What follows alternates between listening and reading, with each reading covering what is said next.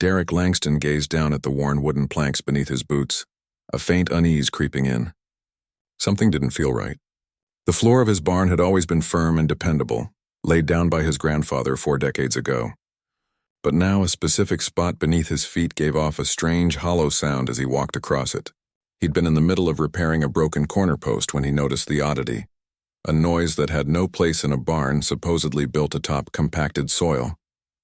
Curious and unsettled, he knelt, pressing his ear close to the boards. There it was again, a distinct resonant echo. Derek had spent his entire life on this land, pacing these barn floors more times than he could count. He had never heard that sound before. His grandfather had raised every structure on the property with his own 2 hands, each fence post, every timber, every nail-driven plank. There was never room for secrets here, or so Derek had believed. Gripping a crowbar, he wedged it beneath the edge of one board and pried it loose. Then another, and another. Beneath them lay something entirely unexpected, a rectangular shaft descending into pitch darkness. Wooden steps, carved and solid, led downward into what seemed like a meticulously built passage. The staircase bore the smooth polish of long use, but that couldn't be. His grandfather had passed away a decade and a half ago, and Derek had lived alone on the farm ever since. Lowering himself cautiously into the passageway, he struck a match and held it forward. The glow revealed something that made his heart stutter. Footprints in the dust, crisp and defined. Recent. Someone had been here within the last few days. But Derek had never stepped foot in this tunnel until today. He hadn't even known it was there. He was the only person with a key to the barn, and there wasn't another soul for miles around. As he pushed further into the tunnel, the dim matchlight danced over timber supports and walls carved with precision. This was no makeshift hideout. It was the work of a skilled hand, deliberate, measured, expertly executed. Whoever had dug this tunnel had done so with intent and had returned here not long ago. The corridor stretched on, disappearing beyond the faint light of his flickering flame. Just before the darkness swallowed the edges of his vision, something came into view, something that shattered the foundation of everything Derek thought he knew about his family's land. A leather chair stood turned away, as if someone had been sitting and watching the entryway. A wooden table beside it held a metal cup still glistening with moisture, and a plate with crumbs too fresh to be old. Someone had eaten here. Recently. Derek's hands shook as he looked over the belongings scattered across the underground chamber. A wool blanket lay folded at the foot of a simple cot. A stack of books leaned against the wall, their spines worn but intact. The collection of personal items was unmistakable.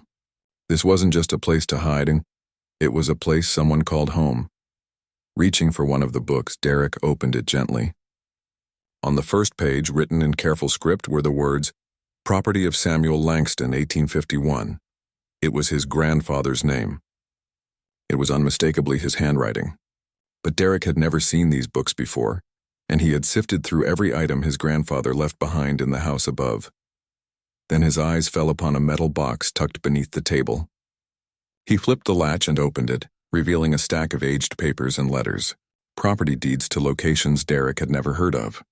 Correspondence addressed to his grandfather from people whose names meant nothing to him. And with every new discovery, the questions mounted. At the bottom of the box, nestled beneath the old letters and legal documents, was a photograph. A black and white image showing 3 men standing proudly in front of the very barn that now loomed above Derek's head. But the barn in the photo wasn't quite the same. It looked newer, with extensions and features that no longer existed. One of the men was unmistakably his grandfather, though he appeared far younger than Derek had ever seen him. The other 2 figures were unknown to him, yet their faces stirred something in his memory, a haunting familiarity that made Derek's stomach churn with unease.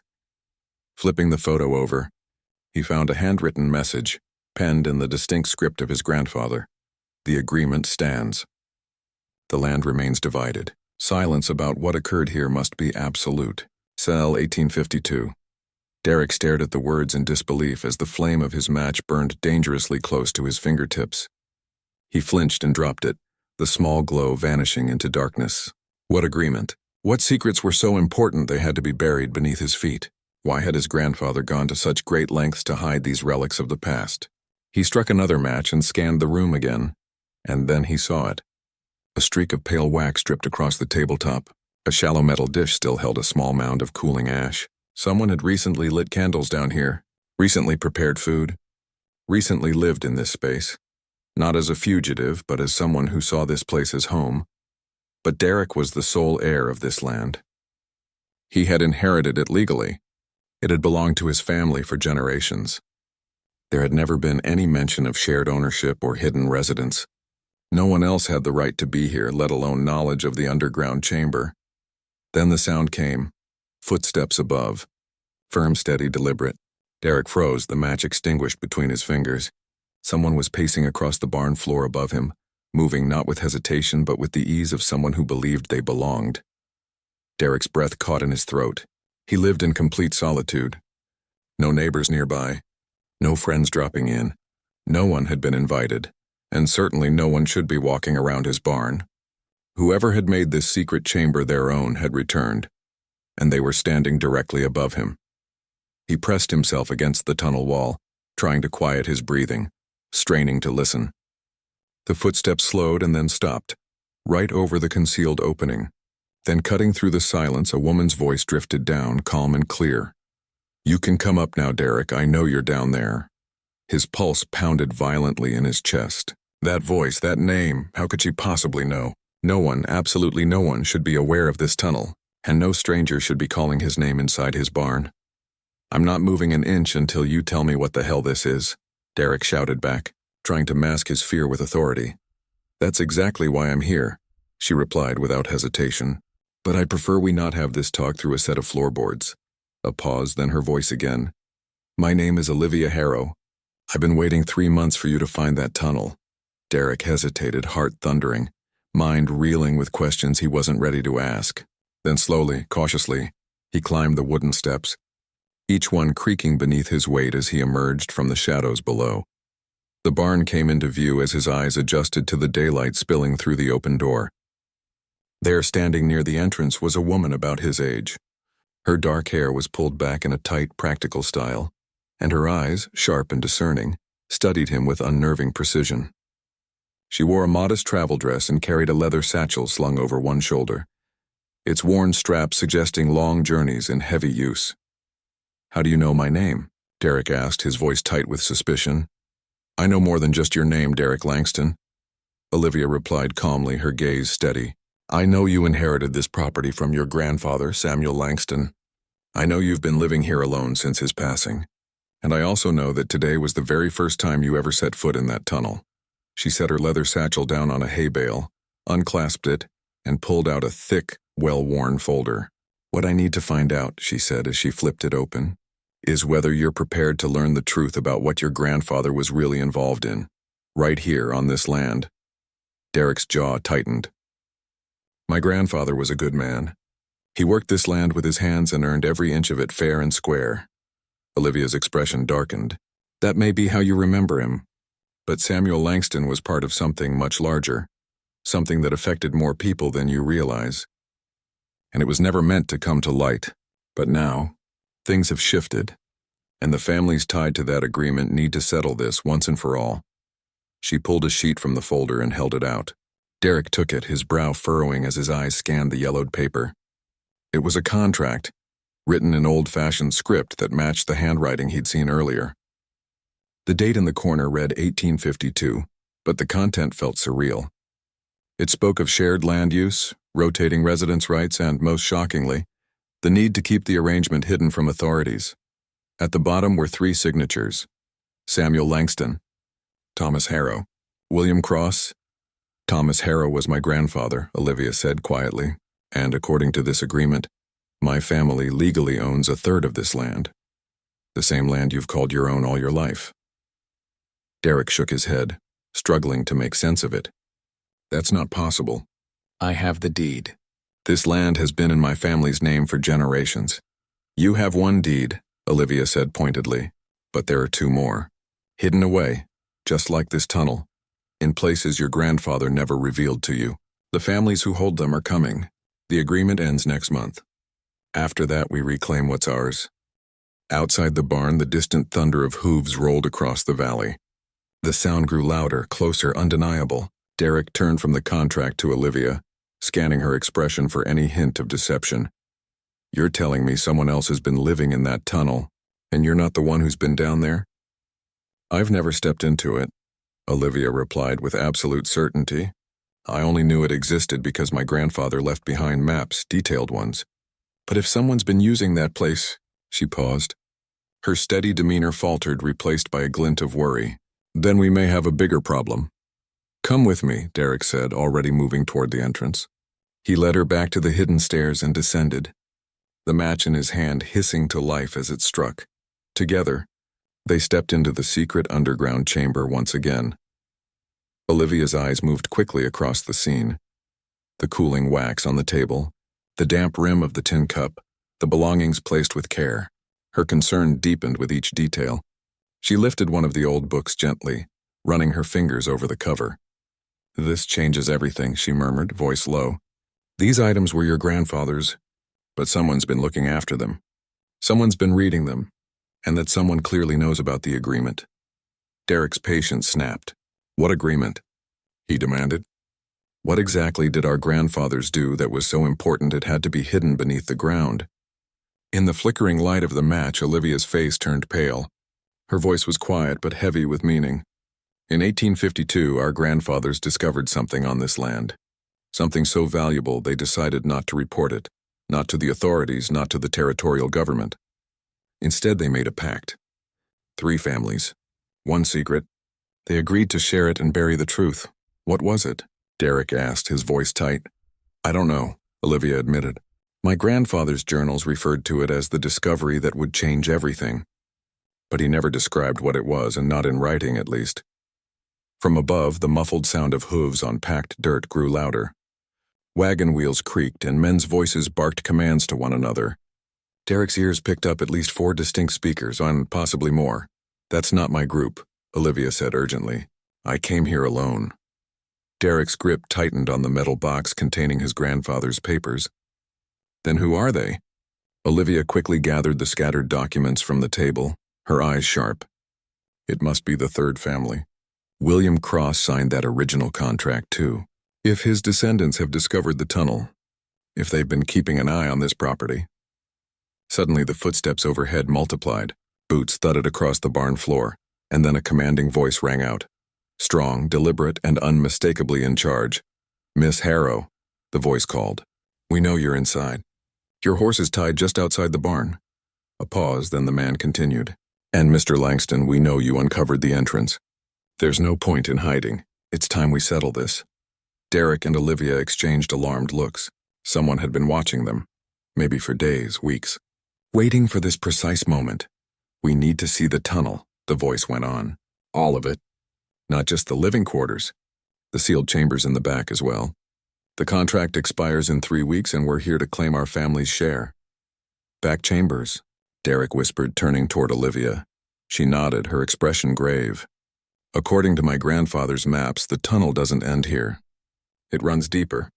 There should be 3 more rooms, all connected. But they were sealed off years ago, meant to stay closed. Just then, a new sound reverberated down the passage. Metal scraping across wood, deliberate and slow. Derek tensed. They're opening another entrance, Olivia breathed, her voice tight with rising tension. They know access points we don't, Olivia muttered, eyes darting toward the sound echoing down the corridor. The scraping intensified, accompanied by the thudding weight of boots descending wooden stairs, but from another direction entirely. Derek's heart sank. His grandfather had designed more than one way into this tunnel system, and clearly the Cross family was aware of all of them. A flicker of lantern light emerged in the darkness at the far end, stretching eerie shadows along the walls as 3 figures stepped into view. Leading them was a tall man with silver-threaded hair and sharp, weathered features that stirred an unsettling familiarity in Derek's memory. He resembled one of the men from the old photograph found beneath the barn. I'm Marcus Cross, the man said, his voice echoing with the same commanding tone Derek had heard earlier through the barn floor. And you must be Samuel Langston's grandson. The resemblance is uncanny. Derek instinctively moved in front of Olivia, shielding her. Your grandfather cost my family a fortune, Marcus continued, undeterred. For nearly half a century, we've upheld the illusion that this land belonged to just one branch of the agreement. But the contract was clear. Once the original signers had all passed, the inheritance would be shared equally among the descendants. He motioned to the two men standing on either side of him. My sons. They've been maintaining this place for some time now, preserving the tunnels, safeguarding the sealed sections.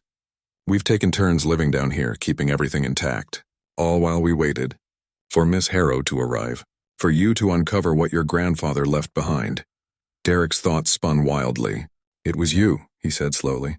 You're the ones who've been staying down here. Someone had to watch over the assets, Marcus replied coolly, especially once we learned that the Harrow family was preparing to claim their portion. We couldn't risk Olivia entering those sealed chambers unsupervised. Olivia's voice cut through the tension, sharp and unwavering. And what exactly is hidden in those chambers that warrants all this secrecy? Marcus's smile was thin, devoid of warmth. Your grandfathers were smarter than anyone gave them credit for, Miss Harrow. In 1852, they stumbled upon something beneath this land that would have been seized the moment word got out. Something so valuable, they chose to keep it buried, literally. He stepped toward a section of the tunnel wall that looked no different from the rest. But when he pressed his palm against one particular wooden beam, there was a soft mechanical click. A concealed panel shifted open, releasing a rush of chilled air laced with a cold metallic scent that made Derek's gut twist. Silver, Marcus said, voice tinged with reverence, a rich vein that runs directly beneath this land. Your grandfathers found it and chose to mine it in complete secrecy. They built this tunnel system to extract it without ever registering claims or drawing government attention. He glanced back at them, eyes hard. No taxes. No bureaucrats. No interference. Just a fortune hidden underground, untouched and quietly sustaining 3 families across generations. Derek stared into the concealed opening, realization dawning with weighty clarity. This was the reason behind the secrecy. Why the land was split between 3 families, yet presented to the world as a single property. That's what this was all about, he said slowly, the pieces finally falling into place. Marcus nodded. Exactly. For half a century, the silver pulled from this ground has been stored here, untouched, waiting for the contract to reach its end so it could be properly distributed among the rightful heirs. But then Marcus's expression turned sharp, his eyes narrowing. Before that happens, we need to know one thing. Are you and Miss Harrow prepared to uphold the original pact? Or are you planning to take everything for yourselves?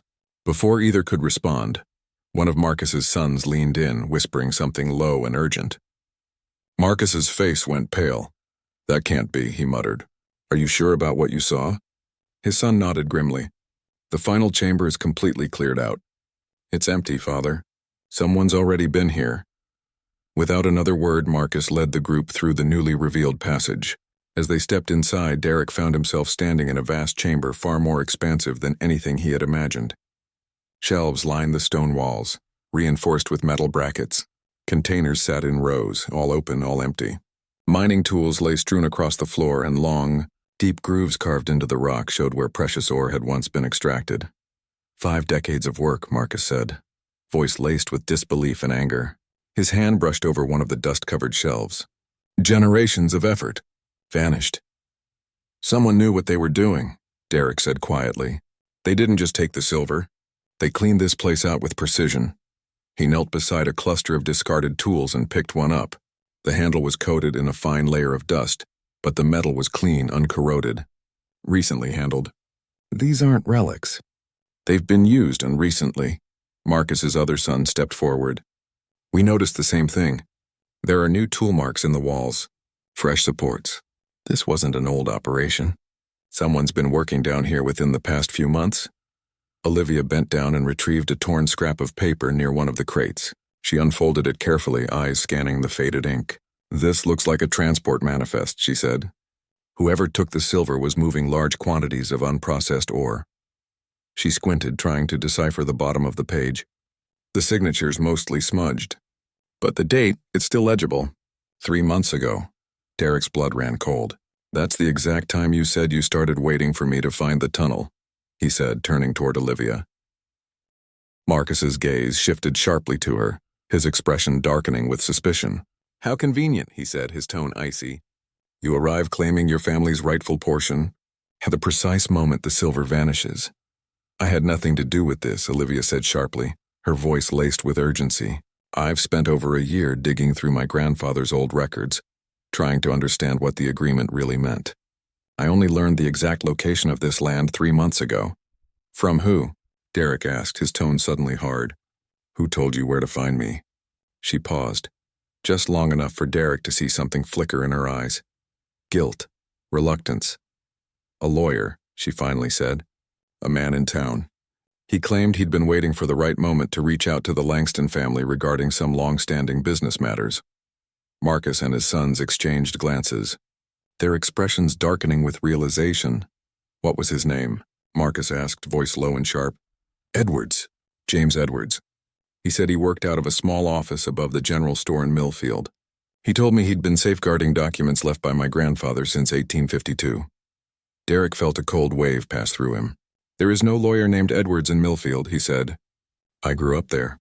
I know every business, every face.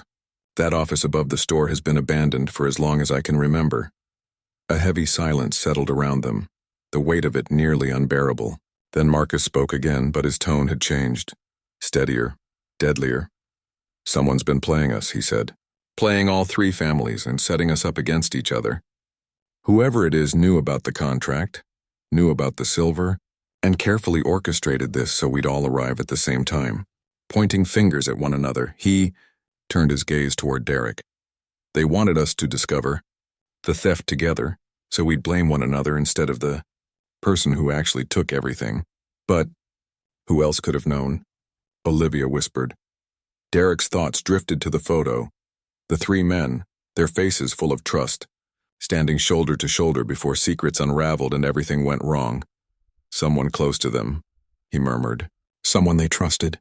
Someone who waited for 50 years to make their move. A sudden, deliberate sound broke the silence, the slow clap of hands echoing from the main tunnel. All heads turned toward the sound. A figure emerged into the lantern light, a woman stepping into view with calm confidence.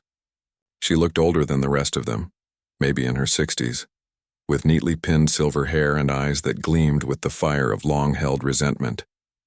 Well done, she said, her voice carrying a refined accent that none of them could immediately place. Truly, that was impressive deduction, Mr. Langston, you're exactly right. Someone they trusted, someone they betrayed, and it took me 3 decades to unravel their lies and trace everything back here. Marcus moved protectively in front of his sons. Who are you? Elena Vasquez, she said, standing taller. My grandfather was Roberto Vasquez, the true discoverer of the silver vein back in 1851. The man your grandfathers murdered, Elena said, her voice like ice, and buried somewhere on this land, just so they could take credit for his discovery. Derek felt the color drain from his face. No, he breathed. That's not possible. My grandfather, he was a good man, honest. He was a killer, Mr. Langston, Elena said coldly, just like Thomas Harrow and William Cross. My grandfather, Roberto Vasquez, came to them seeking partnership. He showed them the vein of silver he'd found, asked for their help to file the claim legally. Instead, they turned on him. They murdered him. Then they split the discovery between themselves and erased his name from the story. From inside her coat, she drew a weathered leather-bound book and held it up. This journal belonged to my grandfather. He documented everything, where he found the silver, the discussions he had with your grandfathers, and the creeping suspicion that they were plotting against him. She opened the book to a page marked with a faded ribbon and read aloud. They have agreed to meet me at first light to finalize the partnership agreements. Samuel insists we do it in the tunnel system he's been working on. I hope I'm wrong about their intentions, but I fear I won't live to see another sunrise. Olivia reached for Derek's arm, her grip tight with dread. Her face had gone pale. The sealed chambers, she whispered. What if they weren't only used to store silver? They weren't, Elena said grimly. 3 months ago, I opened one of the back chambers. That's where I found him. What was left of him? Her voice cracked slightly but hardened again, and the evidence was unmistakable. Your grandfathers didn't just steal from Roberto Vasquez. They killed him and built this entire hidden enterprise atop his grave. Marcus's voice came out low and shaken. How do you know all of this is true? Because I've spent 30 years uncovering it, she said, fire burning behind her words.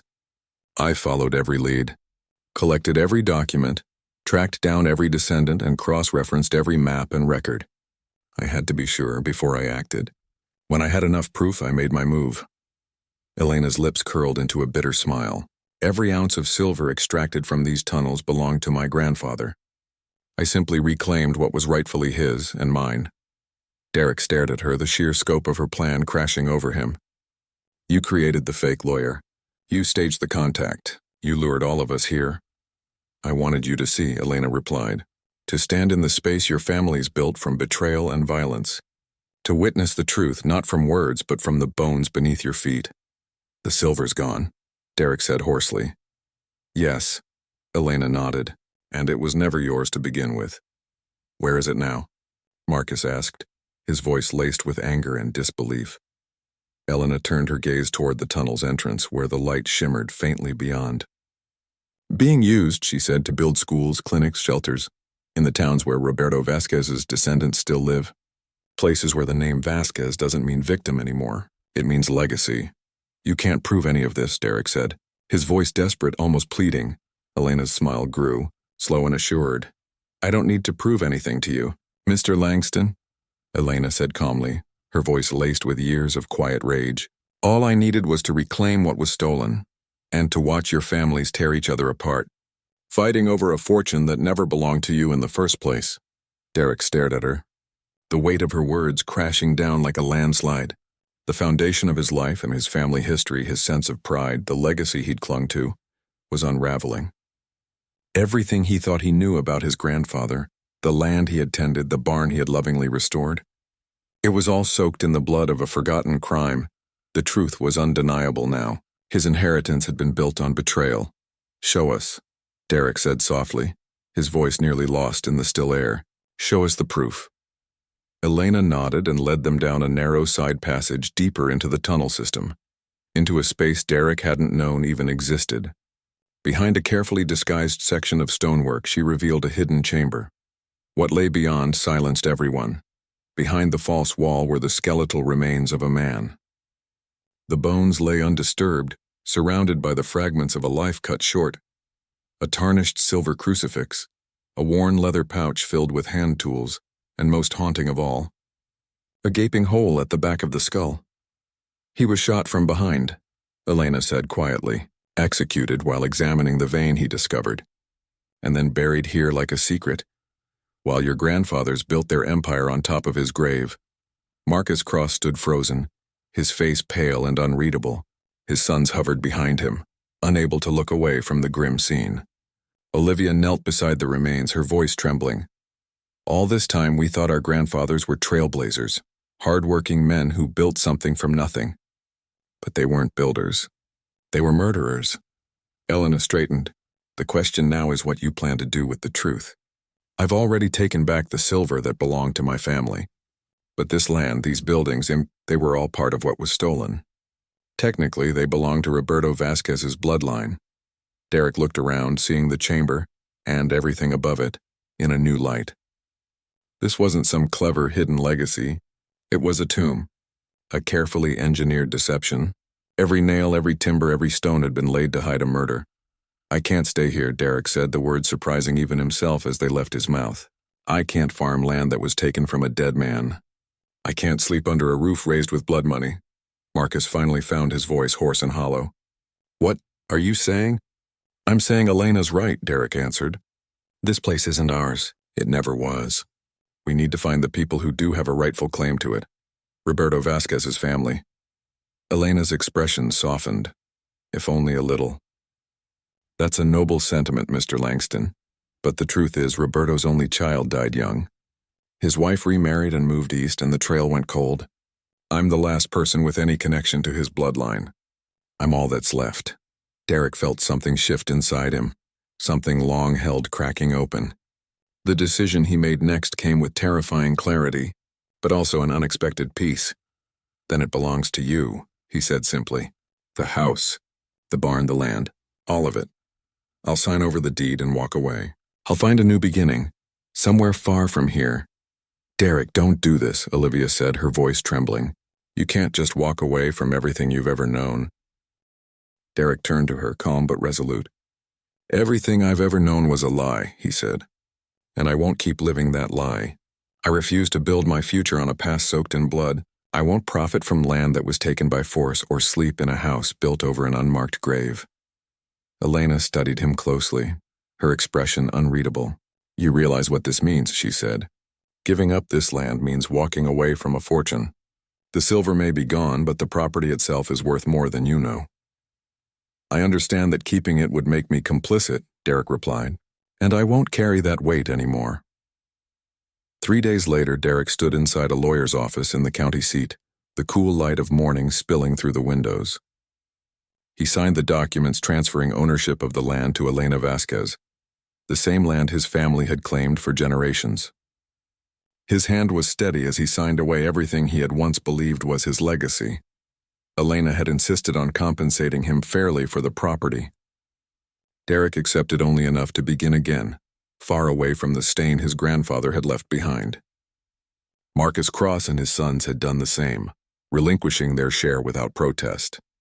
Olivia had hesitated, lingering on the edge of decision, but in the end, even she chose to step away from the inheritance built on betrayal. Roberto Vasquez will finally have a proper resting place, Elena said softly, as Derek handed her the completed deed. After 50 years in a hidden grave, he'll be buried in consecrated ground, with his real name carved into stone. Derek gave a nod, feeling something loosen inside him, something that had been wound tight for years. For 3.5 decades he had labored under the illusion of duty, believing he was upholding an honorable legacy. But now he saw that what he'd really carried was a generational burden, a quiet, unspoken guilt passed down like a curse. Outside, as they stepped into the open air, Olivia turned to him. "What will you do now?" she asked. "Head west," Derek said. "Find someone who needs help. Start fresh. Build something real. With my own hands from the ground up." He looked back at the brick building that now held the legal documents severing his family's claim. For the first time in his life, he felt truly free. Whatever I earn next, he thought, will be mine. Not inherited, not stolen. Earned honestly. Marcus waited near the horses, his expression reflecting the same mix of grief and quiet relief that Derek felt. "I never said it before," Marcus said, "but thank you, Langston, for doing the right thing, for not fighting to hold on to what was never truly ours." "We all did the right thing," Derek replied. "It just took us 50 years too long to figure it out." Elena stepped into the doorway behind them, holding both the signed deed and the payment drafts in her hands. Her voice carried a quiet solemnity. Roberto always believed his discovery should unite people, not divide them. Maybe now, after all these years, it finally can. Derek mounted his horse, adjusting the reins as he turned for one last look at the town, the place where, for his entire life, he had been known simply as Samuel Langston's grandson. Tomorrow he would ride into unfamiliar land, a place where no one knew his name, his lineage, or the weight of his family's past. There, he would introduce himself as just Derek, a man in search of honest labor, a new beginning, and the chance to build a life rooted in truth. The idea was as terrifying as it was exhilarating. He had spent 35 years living under the shadow of a legacy he once believed in, one that turned out to be built on theft and silence. Now, for the first time, he had the opportunity to forge a legacy of his own, one not based on deception or greed, but on justice, transparency, and integrity. As the town faded behind him and the open road stretched before him, Derek felt the weight he had carried for so long begin to lift. The man who had uncovered that hidden tunnel just days earlier was gone, replaced by someone who had made a choice. Principle over possession, truth over comfort, morality over inheritance. And for the first time in his life, Derek Langston felt what he had never truly known: freedom. If this story moved you, click the video now playing on your screen to watch another unforgettable tale where courage and conscience collide in the untamed frontier. Subscribe to the channel and consider sending a super chat. Your support helps us bring more powerful stories to life. Thank you for watching.